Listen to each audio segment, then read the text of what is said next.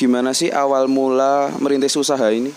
Berapa omset yang dihasilkan per bulannya? Terus saat masa pandemi apakah mempengaruhi usaha ini? Apa ada ide usaha lain selain usaha-usaha yang udah ditekuni ini? Assalamualaikum warahmatullahi wabarakatuh. Perkenalkan, nama saya Ferdian Ananda Putra. Perkenalkan, nama saya Ayu Arusubidana Raksuma. Saya Faiza Citra Zada. Saya Wina Aulia Larasati.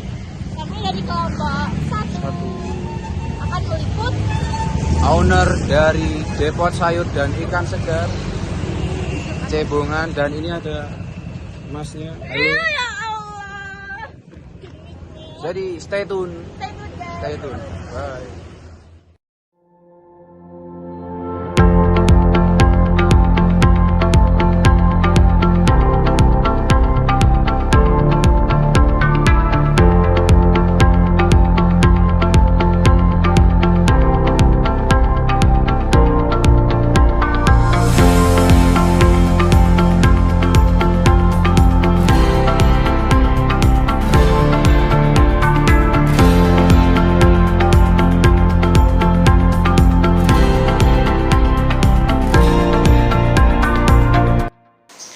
Bisa diceritain nggak, Tan? Kapan awal merintis usaha? Terus boleh diceritain dikit nggak? Awal merintis usaha itu tahun 1998, Krismon itu. Pas Krismon, perencanaan mau menikah, kebetulan suami kan kerja di Mabes ABRI di Jakarta. Terus kondisi perekonomian nasional kan nggak terlalu bagus waktu itu. Orang tua calon suami waktu itu, mas calon suami itu kan sakit. Jadi calon suami harus pulang ke Jogja sambil merawat orang tuanya, kita mulai usaha.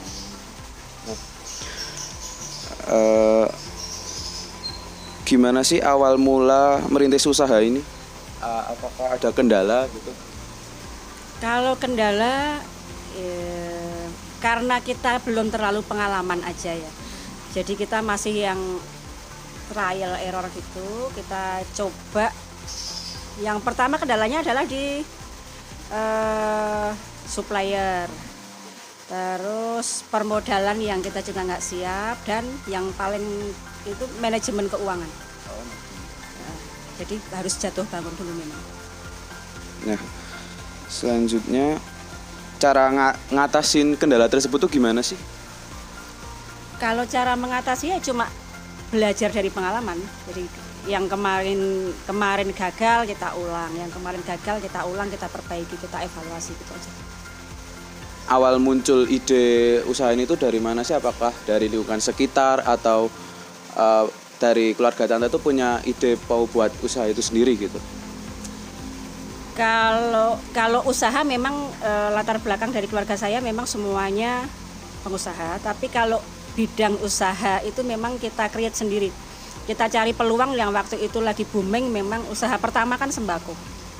Kita masuk ke usaha itu kayak sembako ya, gampangannya semua orang butuh gitu aja. Terus dari sembako kok bisa beralih ke sayur ini tuh gimana sih? Boleh diceritain nggak, Tan, pas beralihnya itu? Awalnya itu di sembako mungkin sekitar 5-6 tahun, karena kita hitung-hitungan margin itu terlalu mepet ya untuk karyawan, untuk armada. Kita kan mulai memikirkan ini apa sih usaha yang juga dibutuhkan banyak orang, tapi marginnya agak lebih besar. Kita masuk ke sayuran. Sayur itu kan berarti pelengkapannya adalah lauk pauk dan bahan lauk termasuk frozen, termasuk bumbu. Nah, kita masuk ke situ untuk membuang residu. Jadi kadang-kadang karena selalu ada sisa bahan gitu, itu kita buka usaha catering dan masakan matang gitu yang kita bisa manfaatkan itu. Terus dari situ banyak pesanan kan, kita juga butuh kemasan ya mas, kita butuh kemasan, kita butuh plastik, kita butuh box gitu kan. Akhirnya kita masuk ke usaha plastik itu juga kelengkapannya udah biasanya kan bahan kue, kita juga produksi kue. Nah dari situ akhirnya kan usaha makanan jalan, banyak orang nitip makanan. orang nitip makanan sendiri juga butuh kemasan, butuh bahan. Mereka nggak minta uang, jadi setiap pagi mereka store dagangan itu, sorenya mereka nggak ngambil uang, tapi mereka mintanya bahan sama kemasan. Kita siapin juga itu, gitu. Jadi ya simbiosis mutualisme di situ. Terus kalau besi itu awalnya dari hobi suami memang bikin karya dari besi, tapi karyanya itu karya besar ya, kayak atap gitu, atap, perawis kayak gitu, rak di situ. Terus yang usaha pertanian perikanan itu untuk mendukung ini aja, untuk mendukung usaha sayur. Boleh disebutin nggak sih Bu, usaha sekarang yang masih berjalan aktif itu apa gitu? Yang masih berjalan ya makanan, terus catering, pertanian, besi, perikanan, itu masih jalan semua Mas.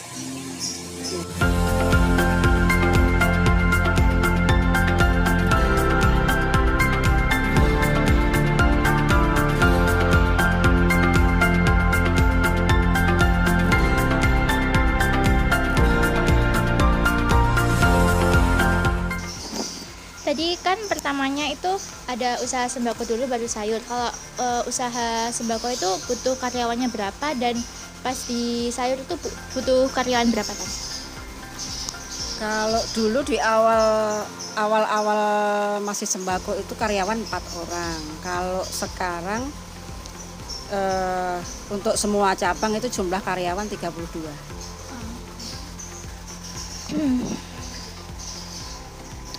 Modal dan pengeluaran awal merintis usaha tersebut berapa? Modal awal untuk tahun 98 tapi ya, itu mungkin sekitar 30 juta mungkin. Itu masih sembako. Jadi kita di 5 tahun pertama, 5-6 tahun pertama itu memang fokus di sembako aja.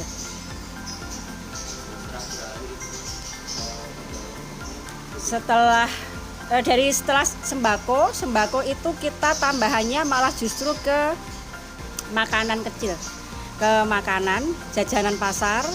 Setelah itu kita tambah dengan sayur sama lauk. Nah setelah itu baru ke sayur mentah, bumbu, daging, itu setelah justru malah yang terakhir.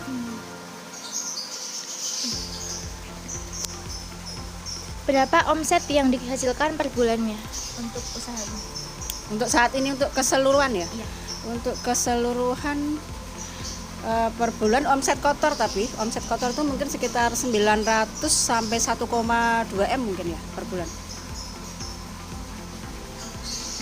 Kalau jam operasional toko jam berapa? Untuk makanan itu kita buka jam 4 pagi sampai jam 7 malam. Kalau untuk sayur setengah 6 pagi sampai jam 8 malam.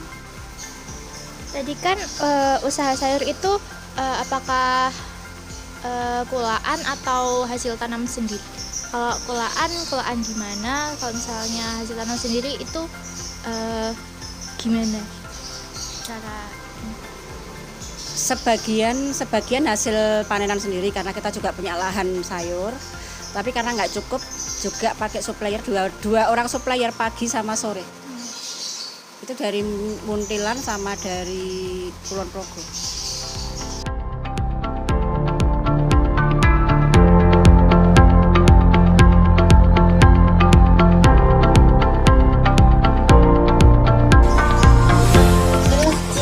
Dari toko ini sendiri, dari yang beda dari toko lain apa ya? Yang beda karena kita pakai sistemnya kayak swalayan, tapi gayanya pasar tradisional. Jadi orang bebas memilih berapapun mereka butuh, walaupun mungkin cuma kacang panjang sebatang pun kita layani. Berarti ini nggak hanya untuk yang partai besar ya, bisa partai kecil juga. Berapapun yang mereka butuhkan. Terus saat masa pandemi apakah mempengaruhi usaha ini? Jika ya, dampak apa sih yang diterima di usaha ini? Kalau pandemi itu justru ketika pandemi kita naik, omset itu naik banyak karena kita juga ambil celah gitu loh. Ketika pandemi orang nggak bisa keluar, kita share, kita juga melayani online. Nah kita rame di online. Mungkin offline-nya agak berkurang, tapi di online ini kita meledak. Kalau di online sendiri itu dipasarkan lewat mana ya, Bu? Biasanya mereka pakai GoShop atau biasanya via WA kita GoShop. Jika harga barang-barang dari pusat naik atau dari tadi yang pusatnya naik itu apakah mempengaruhi harga di toko juga? Oh iya pasti lalu itu. Kita harga memang mengikuti pasar. Hari itu naik ya juga kita naikkan, turun pun kita turunkan hari itu. Ya, apakah naiknya melonjak atau hanya sedikit-sedikit? Kalau sekarang karena musim juga nggak tentu ya. Kalau sayuran kan tergantung musim ya. Kadang-kadang panas yang menyengat gitu kan juga sayuran mahal. Hujan yang terus-menerus juga sayuran mahal. Kita pokoknya ngikutin aja. Mau naik sedikit kita juga naik sedikit, melonjak juga melonjak. Gitu. Okay. Apakah pernah mengalami kerugian? Jika iya, contoh kerugian yang dialami apa? Kalau kerugian itu memang ya itu resikonya orang usaha pasti pernah untung dan pernah rugi. Kalau kerugian karena kita kan mainnya di barang yang hari itu harus habis, kita nggak bisa jual untuk besok, kita nggak bisa. Jika sayur dan buah sisa tadi itu dikemanain ya? Biasanya gini, kalau sayur yang datang pagi itu kan sore itu sudah layu, masih bagus, masih layak konsumsi, tapi untuk dijual kurang segar. Kita datang supplier lagi, nah itu kita potong-potong, kita jual. Kita kan juga jual masakan yang matang ya.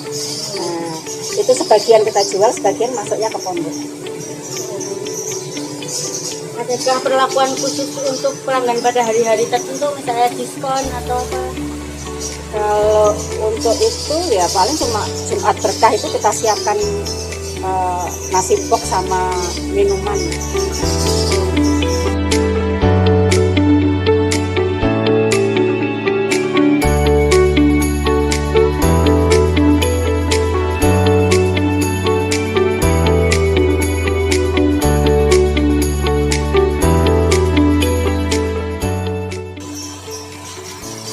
Apa ada ide usaha lain selain usaha-usaha yang udah ditekuni ini?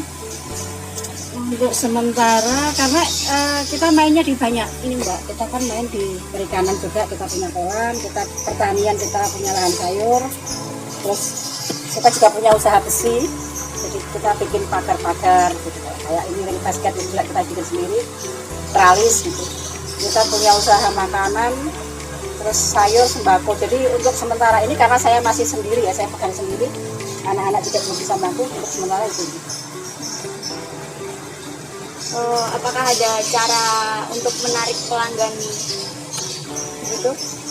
Cara menarik pelanggan, kalau kami lebih percaya kalau sistem dari mulut ke mulut itu abadi. Apa punya cabang lain setelah toko yang ada di sini? Oke. Kalau boleh tahu di mana? Di depan Grand Lobadi. Ada sedikit motivasi nggak untuk yang mau melakukan usaha? Untuk yang ingin melakukan usaha ya. Kalau saya, kalau kita mau mencoba usaha, yang penting adalah ketika kita merasa kok ini rugi terus, kok ini susah, banyak kendala kayak gini, kita boleh berhenti untuk evaluasi aja, kita boleh istirahat. Ketika kita lelah ya kita istirahat, bukan stop.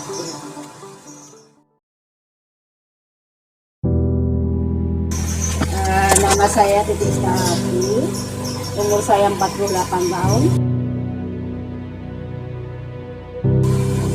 Alamat di pinggir Sumberhadim lagi. Background pendidikan saya lulusan Fakultas Hukum UGM.